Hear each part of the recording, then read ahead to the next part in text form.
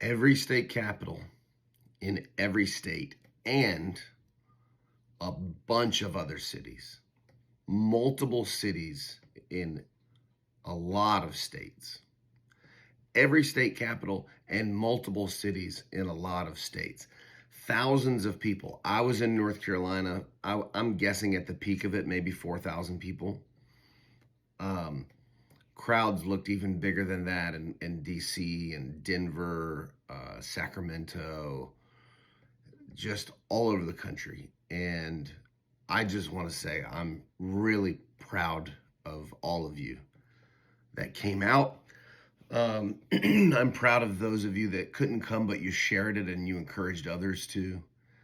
And I want to say this, and I want you to really understand me, that I'm not mad, but fuck your fear.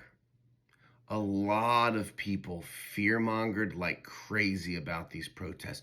Oh, we don't know who's doing it. It could be a trap. They're going to round us up, or they're going to, I don't know what we thought they were going to do, but this, for now, this is still the United States of America, and we protest. And they don't do shit because it's in our Constitution. We are protected. And here's the thing. Are there going to be violence?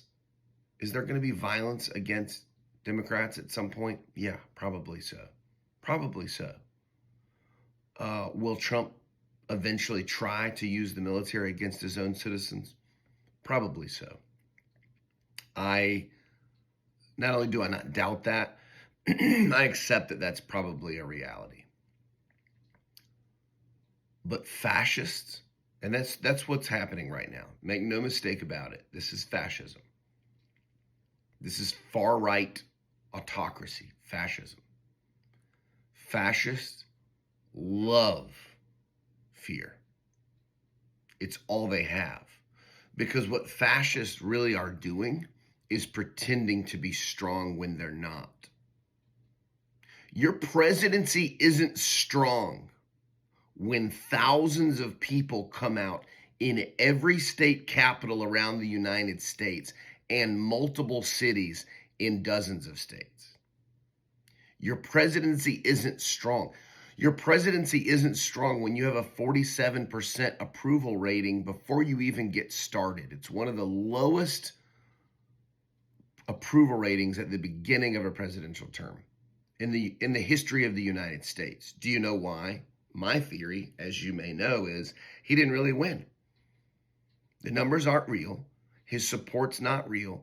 His supporters are out here on social media. We have a landslide. This is a historic landslide victory. He won by 1.2 million votes. And they purged. We know for a fact, they purged 4 million votes off the voter rolls in swing states, in swing districts, most of them minorities. So even if you believe the official numbers, they didn't win. And I don't even believe the official numbers. But these people are going around calling it a landslide. 1.2 million popular vote margin's not a landslide. In fact, it's the smallest popular vote margin win in 26 years. And I don't believe he won those swing states, but even if you do, he won each of them by squeaky margins. He does not have a mandate. He doesn't have the support that he pretends he does. And you have to stop believing this guy. Stop believing him. Even during the campaign, one day I was listening to Pod Save America, and one of the guys referenced his New Jersey rally. Well, I don't know. It's crazy. It had 100,000 people at his New Jersey rally. And it's so fucking reckless. I love those guys, but it's so reckless to say that because it wasn't true. And do you understand how this happens? Those guys are some of the best fighters on the Democratic side. And they're repeating this lie because the lie was so prevalent that even they picked it up. And that's all this is. These lies that we lost because of trans issues, that's bullshit. It's bullshit. It's not true. nobody on the left was making hardly any noise about trans issues.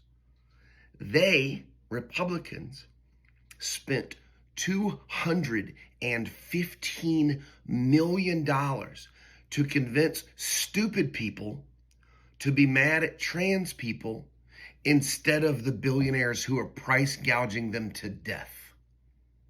And it worked because those people are stupid. That is not the same thing as us losing because of trans issues.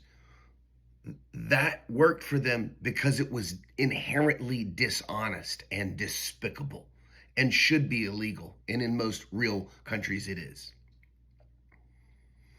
Nothing he says is true. His tariffs didn't work. It was bullshit. He backed out because it was backfiring on him. This is like teenage boys getting the keys to the car and trying to figure out how to drive it. I mean, in some cases, it's literally teenage boys at the Treasury. Elon Musk's little fucking twinks that he's got at the Treasury.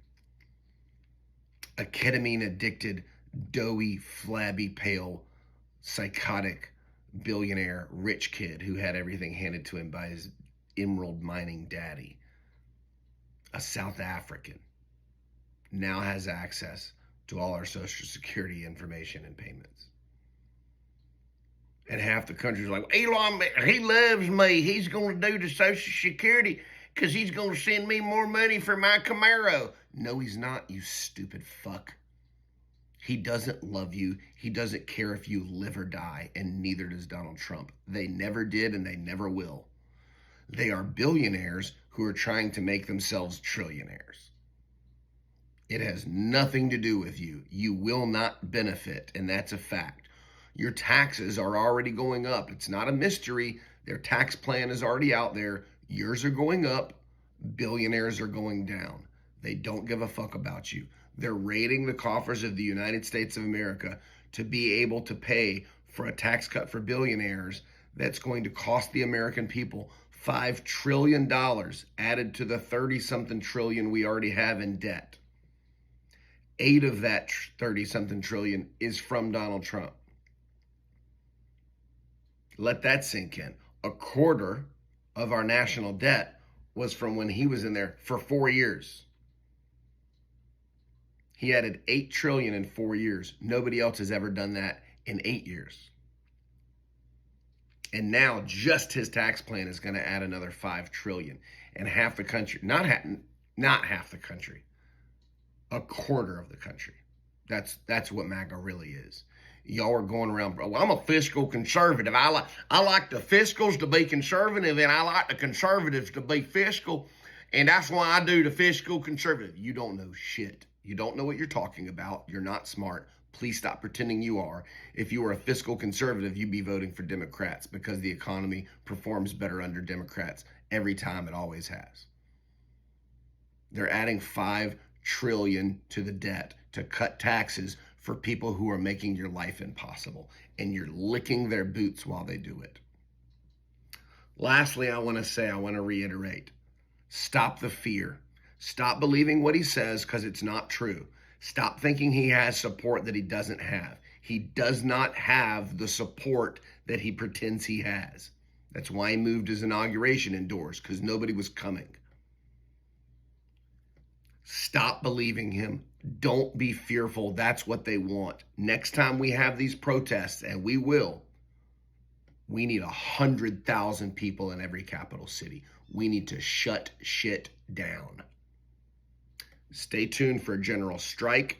We're going to shut the economy down for a week once we have the numbers. We're going to continue to boycott all of their companies. You need to get the Goods Unite Us app and boycott every company sponsoring fascism. Last thing I want to say, please do this. Just like when you're ready to go to dinner and you look up the address of a restaurant, okay? You get your phone and you type in, what's the closest Chili's? It's Margarita Tuesday or whatever. You need to look up your state representatives' offices, and you need to physically go there. The United States Senate normally gets 40 calls per minute on average. They are currently getting 1,600 calls per minute right now. I don't even know what the exponential increase of that is. It's profound. But what's more powerful than a call or a letter or an email is you take your happy ass to their office and you be a pain in their side like they are in yours. And every time you take a shit, you call these people and let them know you're thinking about them. Just call them up. I'm going to do it. Hey, Tom Tillis, Cliff Cash here. I'm taking a shit and it made me think about you. I don't know why. Call them every day. Go to their offices if you can. Go to DC and go to their offices if you can. But these people do have office space in every state capital. I want you to physically go to them. If you live in the capital, make it a weekly thing. Go twice a week if you can. If you're retired or unemployed, go every day.